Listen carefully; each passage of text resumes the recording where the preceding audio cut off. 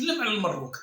من فضلكم دعمونا بابونمون ودعمونا بلايك من فضلكم، غير باش هذا الفيديو ما يطيروه الناس من فضلكم. باغي نتكلم لاخر مره على المروك. قلت لكم راني مستعجب من تفاهه وجهل وغباء المراركه، والله العظيم، والله صدقوني راني نحلف من قلبي، راني نحلف حقيقه، راني مستعجب متعجب جدا من غباء هذه المراركه. يعني الغباء نتاعهم لا مثيل له ولا نظير له في العالم باسره. عجب والله لا عجب. هو فلاميرد يعني احنا ماناش نقولوا الجزائر، احنا سويسرا ولا النرويج ولا الدنمارك. شوفوا انا كي نهضر على دول انا ما نذكرش فرنسا راهم في الطلبه. امريكان راهم الناس اللي باتوا برا اكثر من اللي باتوا في الديار. ما نهضرش على امريكان ليست الموديل تاعي. انا الموديل تاعي كيما سويسرا في الديمقراطيه والتنميه، ولا مثلا كيما الدنمارك ولا كيما النرويج. نعم هذه الدول نستعرف بها، ولا فنلندا ولا. قلنا احنا الجزائر ما راناش الدنمارك ولا سويسرا ولا سويسرا مثلا، ولكن احنا احسن منكم بكثير في المعيشه، احسن منكم بكثير في المعيشه، لان الدوله تاعنا اجتماعيه. السكن، التعليم، الصحه الى اخره، هذه الامور واضحه وما كان لا تكذبوا فيها. يعني ما كان لا تكذبوا. انتم كنتوا عايشين على ظهور الجزائر من كانت الحدود مفتوحه، وكنا دايرين هكا مغمضين عين وحالين عين، وخلينا كل الخيرات تاعنا تدخل لكم. الان راكم في لاميزير، راكم في لاميرد. يا سبحان الله، مروكي يهدموا له في الدار نتاعه، يهدموا له في المنزل نتاعه، يدوا له في الارض نتاعه، يبكي ويقول لهم انا غادي نبات برا، ما عنديش وين نروح، ما عنديش باش نكري. ويقول في نفس الوقت يقول لك عاش الملك، عاش الملك، ويرفد الصوره تاع الملك. يا سيدي والله لا تبقى مستعجب. واحد داه الواد في اسف الناس ماتوا اكثر من 100.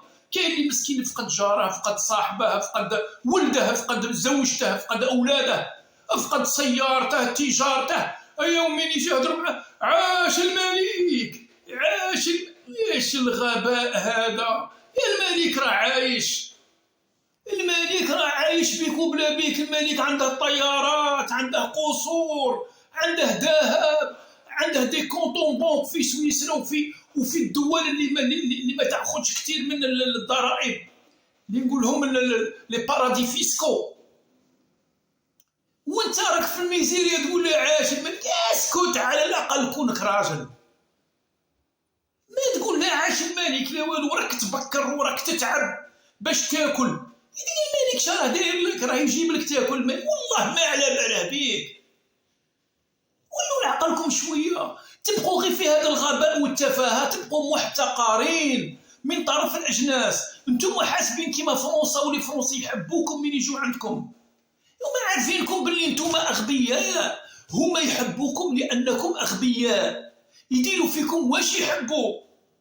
الفوسفات والخيرات السمكيه تاع بلادكم راهي لفرنسا، وهذيك الاماكن الجميله والبولفار الشابين وليزوتيل كلهم ملك للفرنسيين والاوروبيين والامريكان الى اخره، ماشي نتاعكم.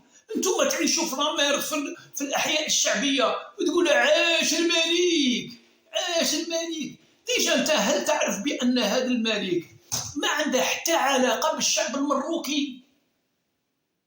على بالك ميميسيس هذا محمد السادس اللي كلمه محمد كبيره عليه، لانكم تعرفوا علاه.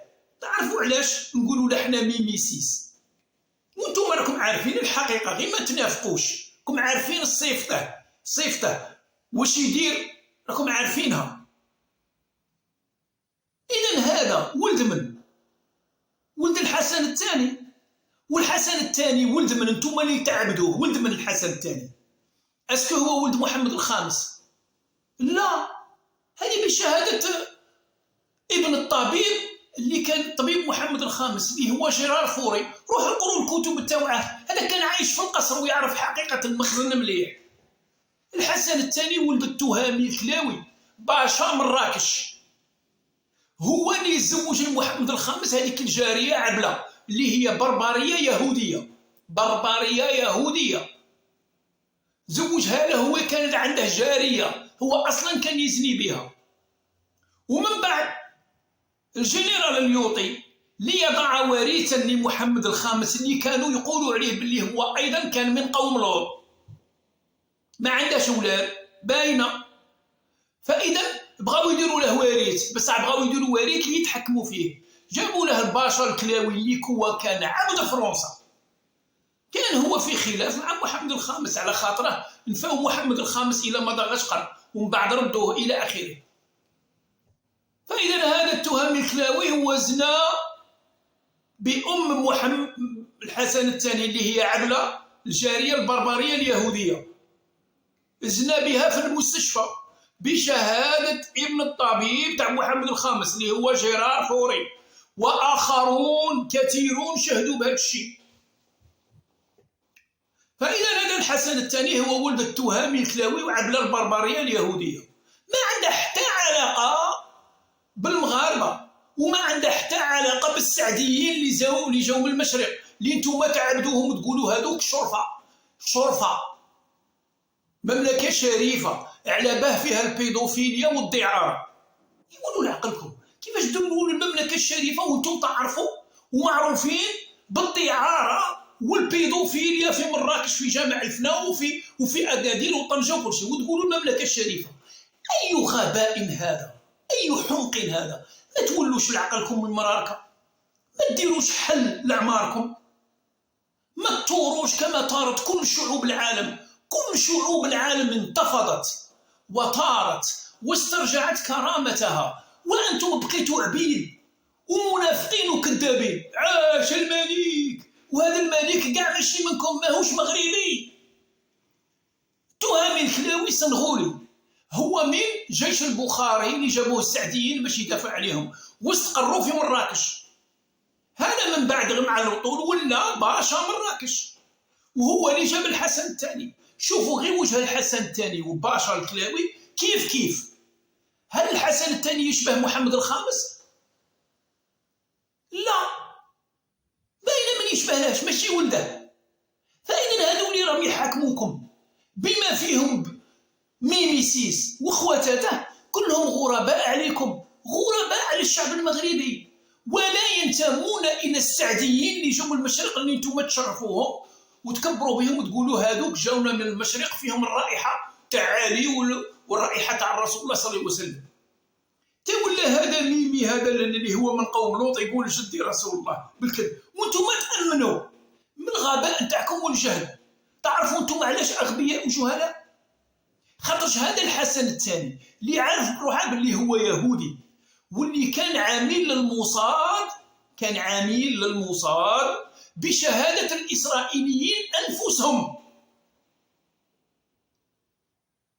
هو الذي غدر بالجيوش العربية في 67. حسن الثاني باع القضية لإسرائيل لأنه قد استضاف الموصاد في لوتيل، في الفندق وين كانت اجتماعات القادة العرب قبل حرب 67، وأعطاهم كل الخطط. حسن الثاني اليهودي لأنه هو يهودي أعطاهم كل الخطط، وهكذا هاجمت إسرائيل مصر وقضت على الطيران المصري مباشرة قبل الحرب، وانتصرت في نهاية حرب 67 لأن الحسن الثاني خدع العرب لأنه هو يهودي. يا المغاربة ولوا لعقلكم، أي جهل هذا وأي غباء. ما تحبسوش النفاق، ما تحبسوش الكذب. الشعوب تاع العالم كلها راهي تضحك عليكم من هذا الغباء، هذا الجهل اللي سلطها عليكم الحسن الثاني، وبالعاني سلط عليكم الجهل والغباء والسفاهة وعبادة القبور والدعارة والبيدوفيليا، هو اللي سلطها عليكم الحسن الثاني. هذا ولده غير وصل تبع المسيرة. داير هذا ميميستا ما يحكمش كاع، يا مسكين غير حاطينها في الصورة. هو أصلا ما كانش باغي العرش، هو الطبيعة نتاعه الأنثوية، يبغي يعيش، يبغي الملذات، يبغي الرجال، يبغي يدور، يبغي يحوس. هو ما يبغيش، هو غير يجيبوه في المناسبات يعطوه ورقة يقرأ. جيبوه في المناسبات يحطوه في الواجهه ويعطوه ورقه يبدا يقراها. هو ما يحكم والو، اللي يحكم هو فرنسا واسرائيل عن طريق أندري أزولاي. تعرفوا هذا الشيء، والمخزن والمافيا اللي عايشه على تجاره المخدرات. هاولا هذا بارون المخدرات هذا المالي اكشف كل شيء. إلى متى تبقون أغبياء؟ إلى متى تظلون حمقى؟ إلى متى تظلون جاهلين؟ عاش الملك ودي، راه عايش فوق العيشه كاع. واش خاصه؟ هذاك راه يبكي الان على الاموال اللي غادي يخليها، راه مريض. الاموال اللي يجمعها راه يبكي عليها في قرارة نفسه، يقول هذه الاموال وين تروح؟ لمن تروح؟ حتى خوتا عندهم الاموال الطائله. طبعا الاموال راه حاطها في فرنسا الكثره، ياك تديها فرنسا تدو نتوما الشعر. عايش في الميزيريا، يطردوا فيه من بيته، يطردوا فيه من المنزل. عاش الملك. الجهل هو اللي فضحكم، وليتو مسخره في العالم. راكم مسخره. علاش راكم مسخره؟ لان الجهل سلطه عليكم الحسن الثاني، راكم تدفعوا ثمنها الان. منها سرقه المناشف، لي سيرفيات، الفوطات. رحتوا تسرقوا الفوطات لانكم تامنوا بالسحر والشعوذه في الفوتبال. على الناس، العالم راه يضحك عليكم، العالم كله يضحك عليكم. علاش؟ لأن الحسن الثاني المقبور المجرم اللي قتل الريافة بيديه وبسلاحه، هذا سلط عليكم الجهل حتى وليتوا حمقى وجاهلين وأغبياء وتعبدوا القبور والأضرحة. موسم سيدي علي، موسم سيدي سليمان، موسم مكدا. والبنات المغربيات يروحوا يرموا ملابسهم الداخليه لي سليبي لي سوتيان، يرموهم على الارض في موسم مانيش عارف سيدهم كذا باش يتزوجوا. وراكم غاديين بالجهل والغباء. علاه ما تثوروش وتنتفضوا؟ علاه ما تقوموش بالثوره وتسترجعوا حقوقكم وتسترجعوا كرامتكم وتسترجعوا الفوسفات نتاعكم اللي راهي تديه فرنسا، والخيرات تاع البحر، الاسماك اللي راهي تديها فرنسا؟ ما راكم تدوا والو. والصحراء الغربيه تاع امواليها تاع الصحراويين هذا ظلم. راكم ظالمين الصحراء مساكين، داير لهم ارضهم، هذيك ارضهم. وهذه الاراضي اللي تقولوا الصحراء الشرقيه تاع الجزائر هي عمرها ما كانت تاع المروك، كانت ربما في بعض الفترات، ومن بعد حنا ندوها في فترات، وانتم تهجموا علينا لفترات وتدوها. هذه حاله الحدود بين دوله ودوله، دائما كاين هذه. خاطر انت تهاجمني وتديني من ارضي، انا نهاجمك نديلك من ارضك. ولكن تاريخيا هيستوريكمون بارلون، الاراضي الجزائريه كانت تمتد حتى الواد منويه. كاين هذه في الخرائط وفي الكتب وعند المؤرخين. الاراضي الجزائريه تروح حتى الواد منويه. هذاك الكذب اللي تقولوا تندوفوا بالشر والتمثال تاعنا، كفاكم كذب، كفاكم كذب. اذا انتم تماديتوا وقلتوا بالشر وتندوف تاعنا، غادي نطالبوا بالاراضي التاريخيه تاعنا حتى الواد منويه، وتعرفونا باللي قادرين ندوها. اذا كفاكم جهلا، كفاكم غباء. تحيا الملك، عاش الملك. شوفوا ولوا غير هذه الايام دوك الشباب مساكين الواعيين المغاربه خرجوا باش يردوا لكم السياده، بغاو يطلعوا لكم السراويل، خرجوا مساكين راهم الان في السجن ب 15 سنه و20 سنه. شباب في مقتبل العمر بغاو التعليم والصحه، قالوا بغينا التعليم والصحه ونخيروا شويه النظام، بغاو العداله الاجتماعيه. راحوا ب 15 عام و20 عام مساكين. هذوك على ما تهضروش مع عليهم يا وحد الزيوتين يا وحد المداليل. على ما تهضروش على الشباب تاعكم ساكنين في السجن؟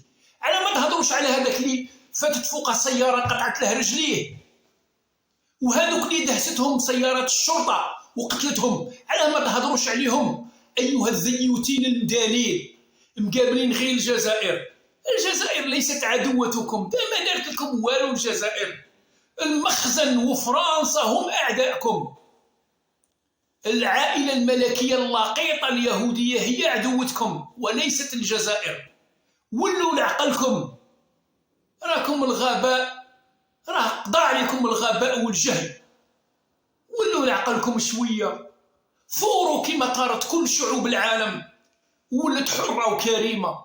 بقيتوا نتوما غير نتوما في الذل. اتركوا الجزائر، نهار اللي تنسوا الجزائر تما تولي عندكم كرامة وشرف. والله نهار اللي تنسوا الجزائر وما تكلموش عليها تولي عندكم كرامة وشرف.